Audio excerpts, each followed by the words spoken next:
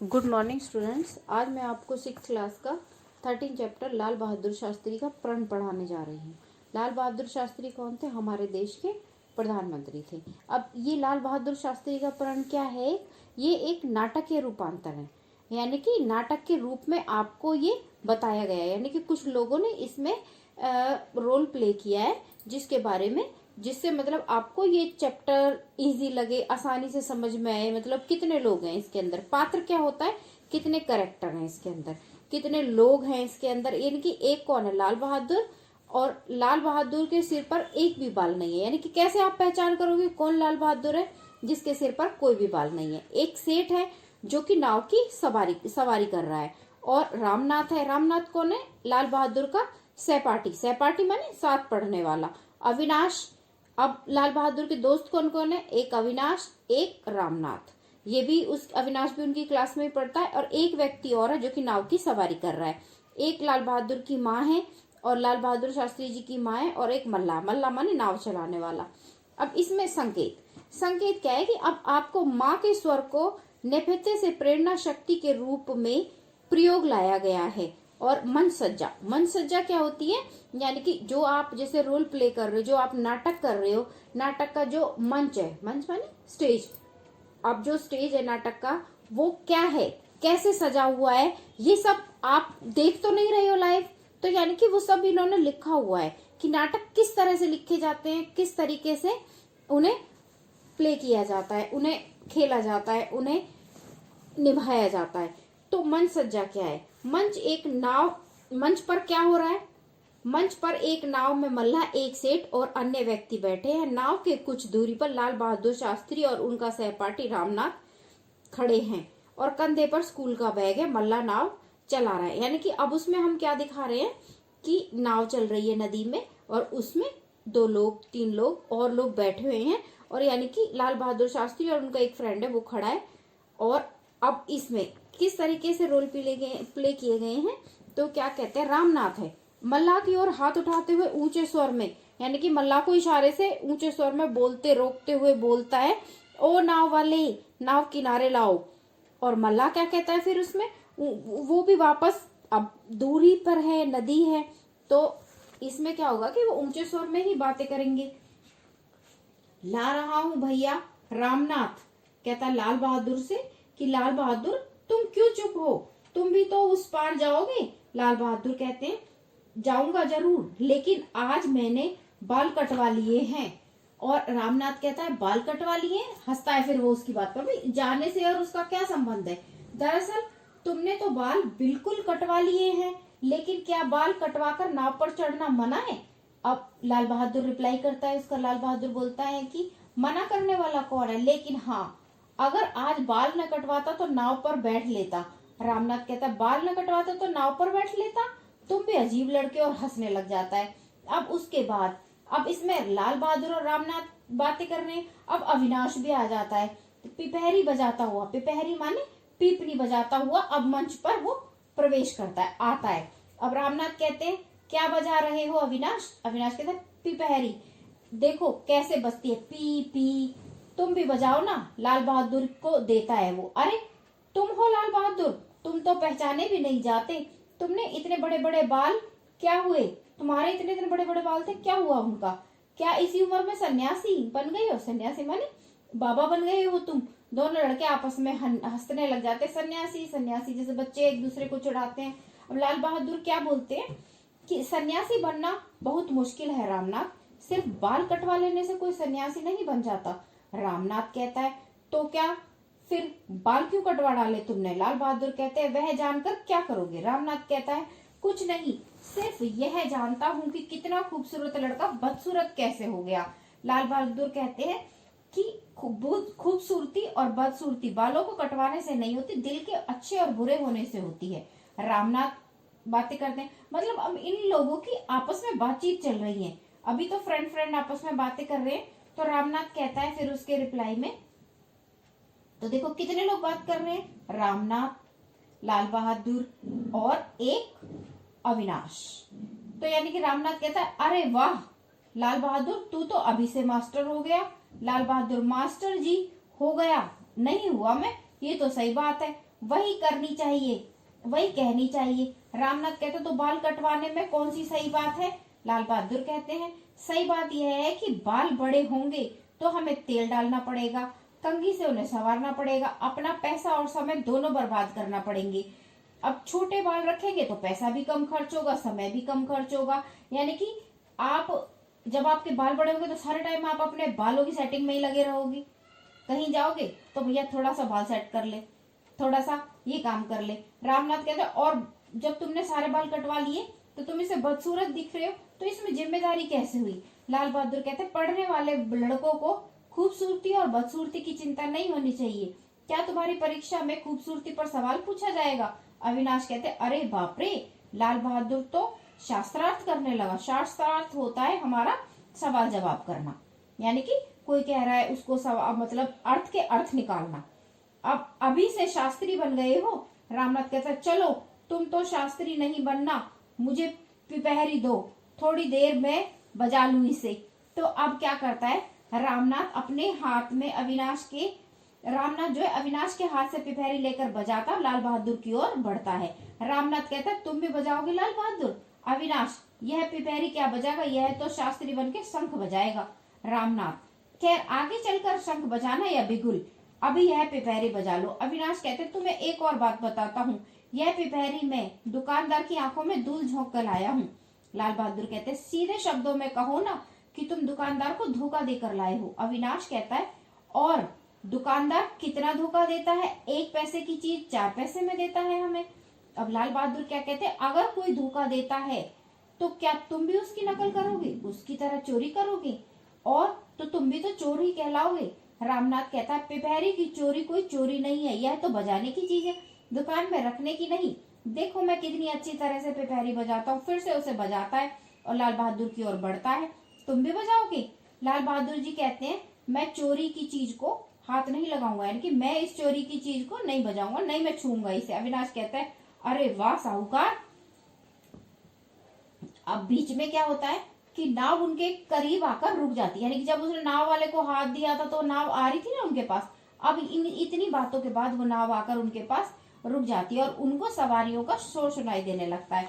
अब मल्लाह कौन बताया था मैंने? मल्लाह होता है नाव चलाने वाला। वो कहता है ओ बचवा हन तुम हो पार उतरे, यानी कि आओ बच्चों इधर आओ, तुम भी उस पार जाओगे क्या? तुम्हें भी नाव में बैठकर उस पार जाना है? रामनाथ कहते हैं अरे इतनी देर से तो बुला रहे हैं, जाएंगे उस पार तभी तो हम आपको बुला रहे हैं। अविनाश कहता है हम भी चलेंगे, तुम भी चलोगे लाल बहादुर? लाल बहादुर कहते हैं मैं नहीं जाऊंगा, मेरे पास कतई देने के लिए पैसे नहीं है, यानी कि मेरे पास इनको देने के लिए अभी बिल्कुल भी पैसे नहीं है। तो मल्लाह कहता है अरे ये तो यक्के पैसे तो लागत है बउआ, यानी कि बच्चे एक ही तो पैसा लग रहा है इसमें। लाल बहादुर मेरे पास 1 पैसा भी नहीं है, बाल कटवाए तो सब पैसे नाई को दे दिए। मल्लाह कहता है चलो तो यही जून तुम्हारा ऐसे उतर देवे कि चलो तुम्हें हम बिना पैसों की ही इस बार उतार देंगे पार। चलो कोई बात नहीं, तुम पैसे मत देना, तुम यहाँ अकेले खड़े रहो, आ जाओ बेटे बैठ जाओ उसमें। अब 2 सवारियां हा आ जाओ, अरे 1 पैसा हम दे देंगे। जो 2 और सवारियां बैठे तो कहते हैं बच्चे को देख के चलो कोई बात नहीं, हंसने लग जाते हैं उसके ऊपर। तो कहते तुम रहने दो, कोई बात नहीं, तुम्हारा पैसा हम दे देंगे। लाल बहादुर कहते मैं मुफ्त में पार नहीं उतरना चाहता। तो लाल बहादुर शास्त्री क्या कहते हैं कि मैं फ्री में, यानी कि बिना पैसों के मैं उस पार नहीं जाना चाहता, किसी का दान भी नहीं चाहता, और मैं किसी के हाथ का दान भी नहीं चाहता, यानी कि कोई दान देके यानी कि रहम खाकर मेरे ऊपर पैसा दे और मुझे वहां करे। रामनाथ उसके ऊपर व्यंग करता है, व्यंग माने उसको मतलब चिढ़ाता है एक तरह से। अरे वाह रे लाल बहादुर, इसके घर वालों ने इसका नाम लाल बहादुर क्या रख दिया, सब बातों में अपने आप को लाल बहादुर समझता है। लाल बहादुर कहते हैं कि देखो घर वालों का नाम लिया तो अच्छा नहीं होगा, मैं जो ठीक समझता हूँ वही करता हूँ। रामनाथ कहे हाँ वही करो राजा बेटा, बिना पैसे के नाव नहीं चढ़ोगे तो किसी का दान नहीं लोगे, तुम तो जादू से पार करोगे। तो कैसे पार जाओगे भैया, यहीं पर खड़ा रहना पड़ेगा तुम्हें। रामनाथ मतलब उसको चिढ़ाते हुए, यानी कि कहता है अरे बाबा तुम जब किसी के पैसे भी नहीं लेना चाहते, तुम तो राजा बेटे हो, कोई दान भी नहीं लेना चाहते, तो क्या जादू से पार करोगे? लाल बहादुर कहते जादू के जोर से नहीं, अपनी ताकत से जाऊंगा। तो रामनाथ कहते अच्छा, तो आप इतनी चौड़ी गंगा तैरकर पार करेंगे? लाल कहते हैं, लाल मतलब लाल बहादुर, कोशिश कर सकता हूँ। रामनाथ कहता है कोशिश कीजिए, अगर आप डूब जाएं तो पाप हम लोगों को लगे।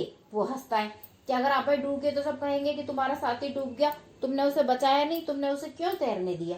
तो लाल बहादुर जी क्या कहते हैं, डूबने लगूंगा तो तुम्हें पुकारूंगा नहीं रामनाथ, और तुम्हारी नाव से पहले उस पार पहुंच जाऊंगा। अब मल्लाह कहता है अरे नहीं बचुआ, ऐसा जिद मत करो। अरे नहीं बच्चे, इस तरह की आप जिद मत करो।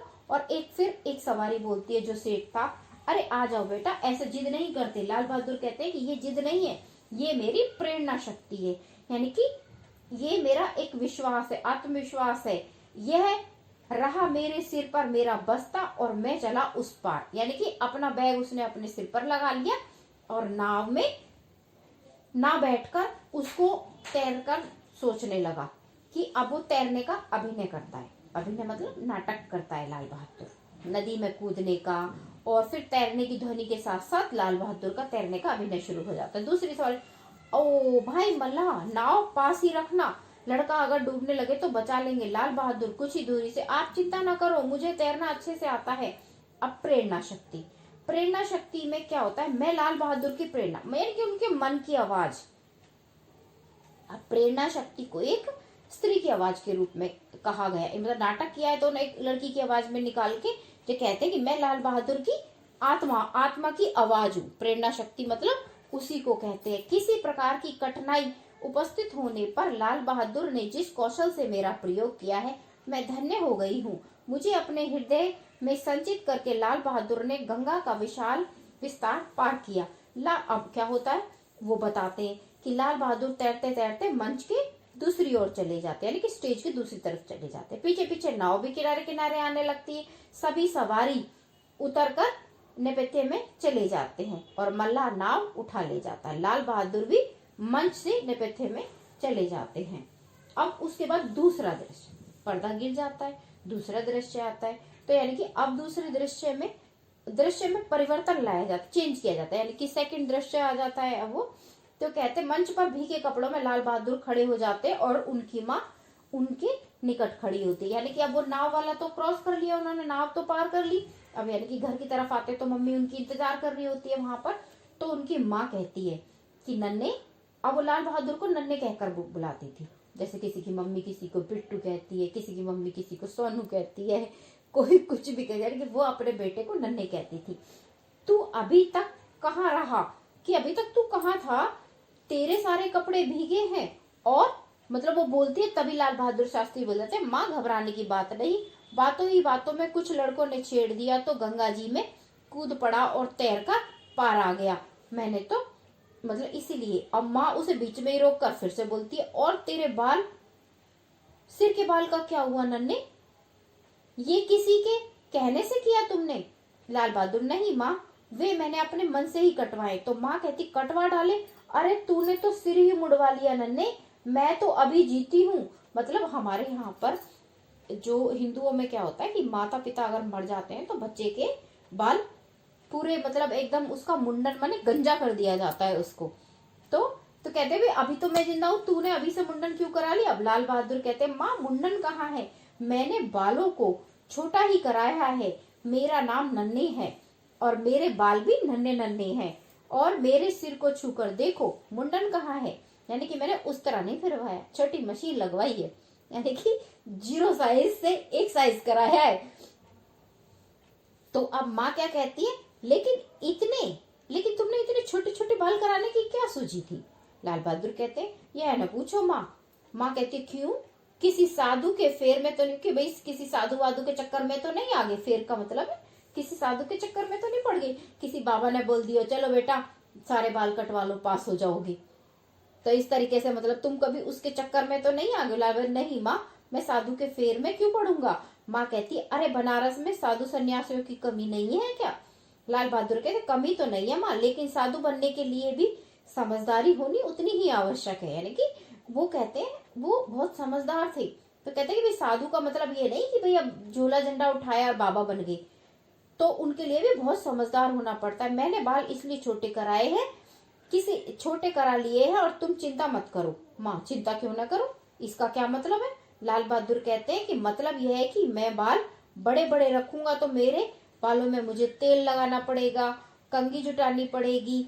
मेरे बाल इतने घने हैं, 2-3 बार में ही बालों में उलझकर टूट जाती है। यानी कि उनके बाल इतने टाइट थे कि कंघे तोड़ चुके थे।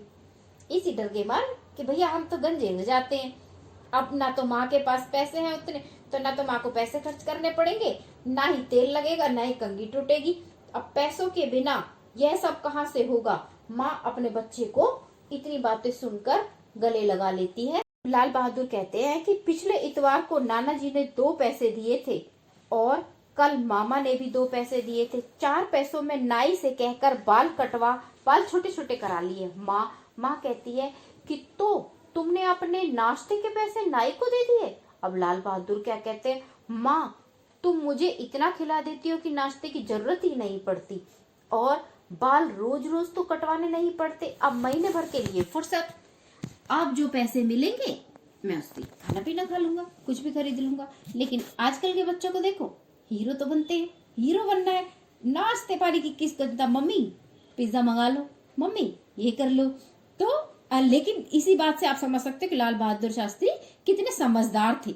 ऐसी बात नहीं है, हर जनरेशन के साथ बच्चे समझदार, आप लोग भी समझदार है, मैं तो बस एक व्यंग कर रही थी। तो फिर उसमें क्या है, अब बात पूरी करते करते मंच से नेपथ्य पर चली जाती। अब नेपथ्य आप सोच रहे होंगे बार बार ये क्या होता है, मैं 2-3 बार बोल चुकी हूँ, इसमें शब्दार्थ में भी दे रखा है। अब नेपथ्य का मतलब होता है स्टेज के पीछे की वह जगह, स्थान जहां पर अपनी ड्रेस चेंज करते हैं, यानी कि बैक स्टेज। यानी कि बैक स्टेज जो आप काम करते हो, कभी आपने देखी होगी, बैक स्टेज है वो। तो अब लाल बहादुर की माँ पीछे पीछे, मतलब सारा नाटक समाप्त हो जाता है। और ये सब नाटक किसने लिखा है? राम कुमार वर्मा ने। तो बच्चों, लेखक जो है, लेखक का नाम अब आप 6th क्लास में पढ़ते हो, आपको जरूर याद होना चाहिए, क्योंकि प्रश्न उत्तर में 1 नंबर के प्रश्नों उत्तरों में ये जरूर आता है कि इस पाठ का लेखक कौन है। तो इस पाठ का लेखक है राम कुमार वर्मा। ओके बच्चों, थैंक यू। अगर कुछ आपको समझ में नहीं आया हो तो आप मुझे कमेंट में पूछ सकते हैं। अगर कोई भी लाइन, कोई भी स्टैंजा, कहीं भी आपको कहीं भी कुछ भी डाउट है तो आप उसके लिए मेरे को कमेंट में लिखकर पूछ सकते हैं। Okay, thank you.